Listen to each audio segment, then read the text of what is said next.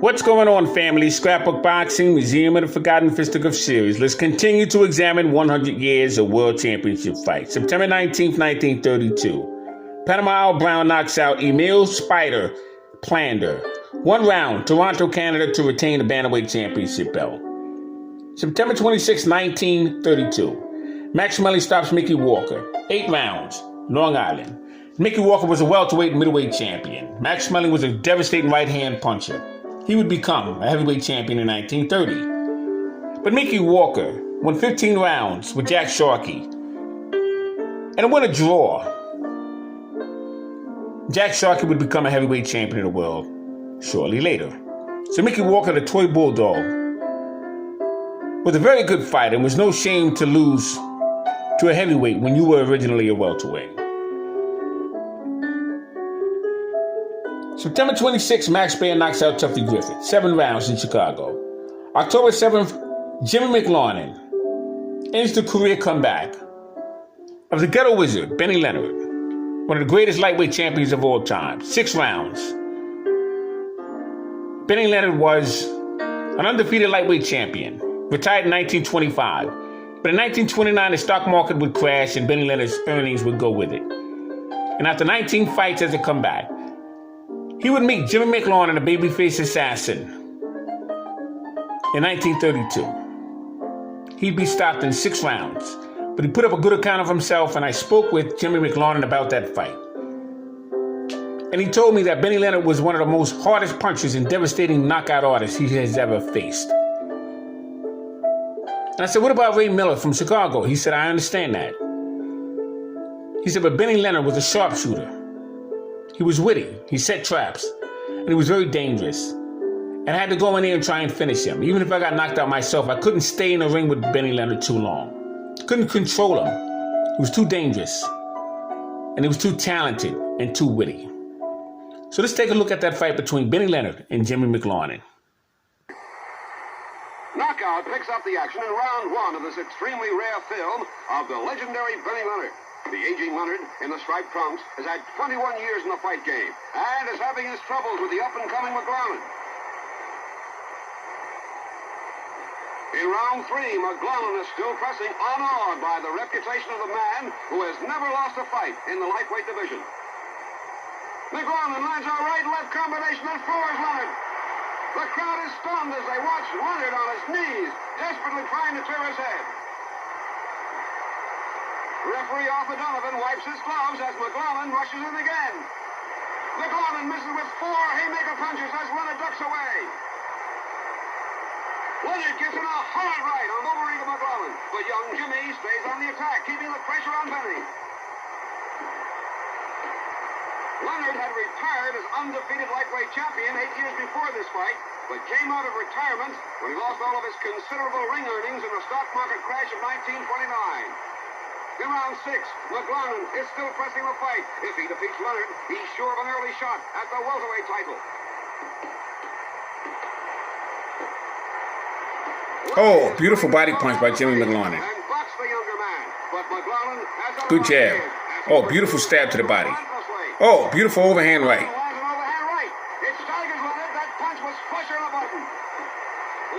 McLarnin needs to take his time at this point.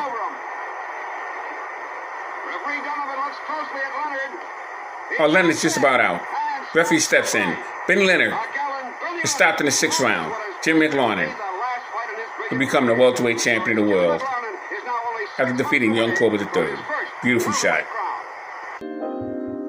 October 31st, 1932, Jackie Brown knocks out Victor Young Perez, 13 rounds, Manchester, England, to win the NBA Flyweight Championship belt. November 4th, 1932, Tony Canzoneri defeats Billy Patrol of Fargo Express in 15 rounds in New York to retain his lightweight championship of the world. July 6, 1933, New Era. Ernie Scaff knocks out Stanley Pedrosa, 6 rounds in New York. January 13, 1932, Ben Jedby, who would become a middleweight champion, knocks out Frank Palina, 12 rounds in New York. It was for the New York recognition of the middleweight championship belt. January 13, Freddie Miller defeats Tommy Paul, 10 rounds, Chicago, for the NBA recognition of the featherweight championship belt. On February 10th, Primo Canera stops Ernie Scaff, 13 rounds in New York. And it was an injury that was suffered in an earlier fight from Ernie Scaff. It was with Max Baer. And February 13th, Ernie Scaff would die in a hospital due to brain injuries. Doctors state. So an injury that he would suffer in a bout with Max Baer. February 18th, former heavyweight champion James J. Corbett dies from cancer at the age of 66, Bayside, New York. February 20th, Baer Shaw defeats Johnny Jadek 10 rounds, New Orleans, to win the Junior Welterweight Championship belt. February 21st, young Corbett III defeats Jackie Fields 10 rounds, San Francisco, to win a Welterweight Championship crown. You have young Corbett III to your right and Jimmy McLarnin to your left. Young Corbett III would become the welterweight champion of the world when he would defeat Jackie Fields. Young Corbett III was a southpaw. He had no experience to handle a Jimmy McLarnin, who would take him out in 1 round. Beautiful exhibition would be Jimmy McLarnin. He would become the welterweight champion of the world.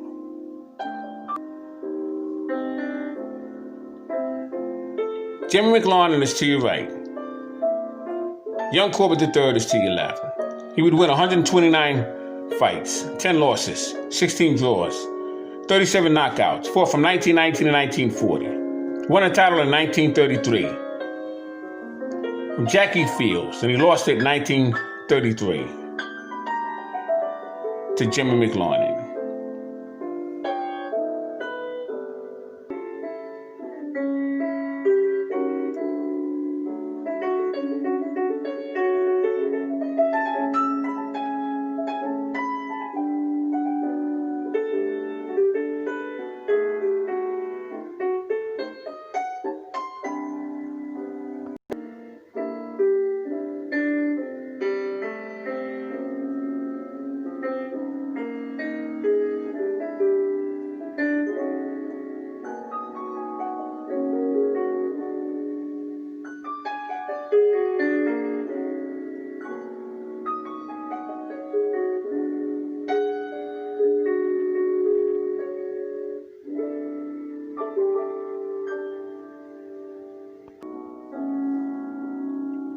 Now, the shortest light heavyweight championship reign took place March 1st against Bob Godwin.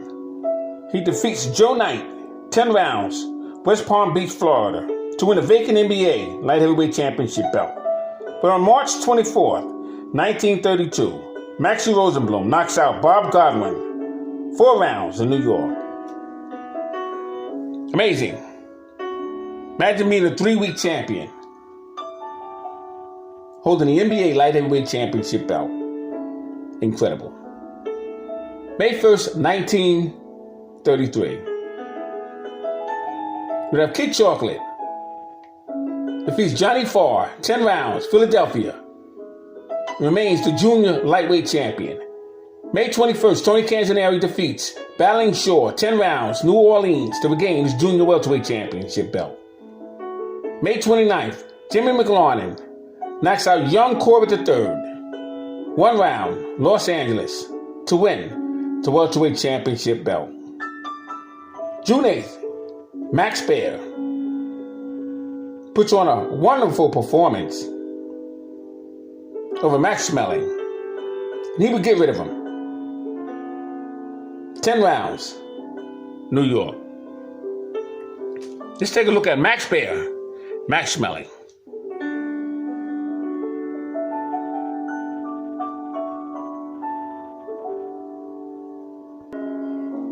Max Schmeling became heavyweight champion in 1930 after a low blow he would suffer in the ring with Jack Sharkey.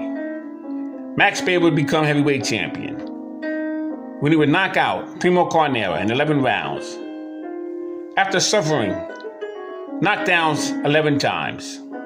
These two men, Max Schmeling and Max Baer, two of the most hardest right-hand punches in heavyweight history, but get it on. Let's take a look at that fight between Max Baer and Max Schmeling.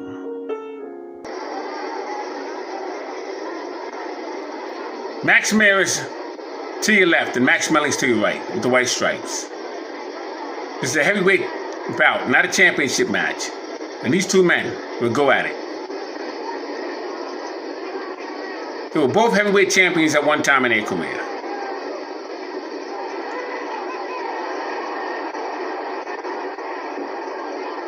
Max Baer is wearing a Star of David on his trunks.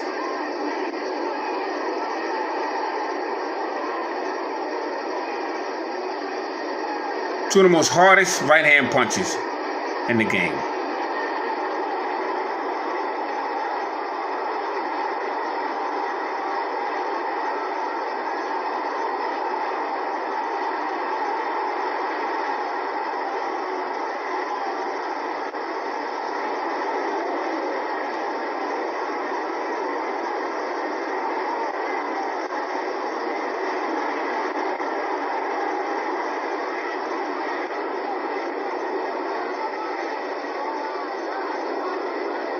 Max Baer seems to be opening up on Max Schmeling.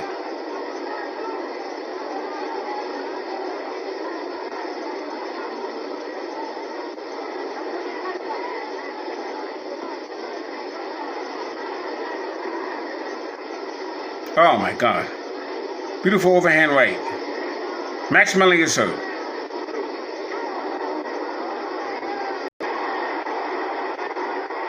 Oh! Max Baer delivers a beautiful right hand.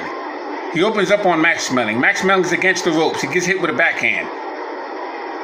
And he's basically hurt. This fight is just about all but over. But during those days, they had to knock the man out. Look at his overhand right. Oh my God. Max Schmeling has no idea where he is. He gets hit with another overhand right. Right now. Boom.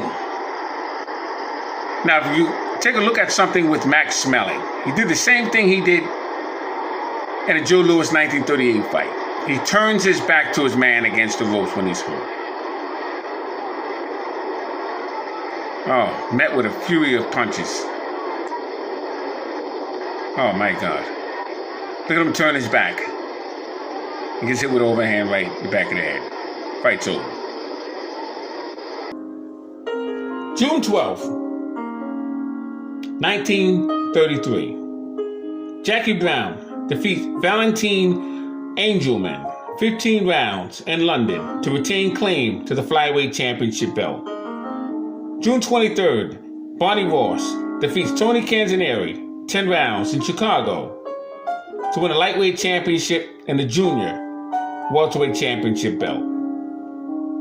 June 29th. Primo Carnera knocks out Jack Sharkey 6 rounds. Long Island to win a heavyweight championship belt.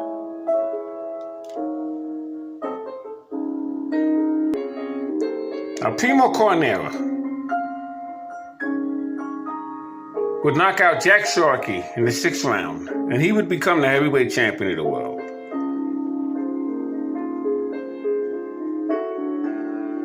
And these two men faced each other once before. Jack Sharkey would win that fight. Let's take a look at the fight between Jack Sharkey and Primo Carnera.